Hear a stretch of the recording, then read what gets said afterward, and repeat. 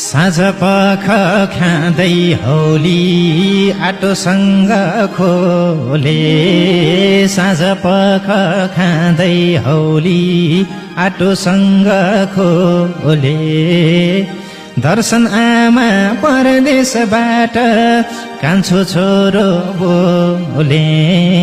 कान्छो छोरो बोले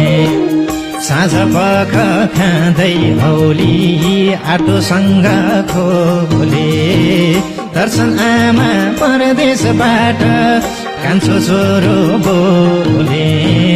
कान्छो छोरो बोले आउन पाइन म अहिले सालैमा पिर्न माने हे आमा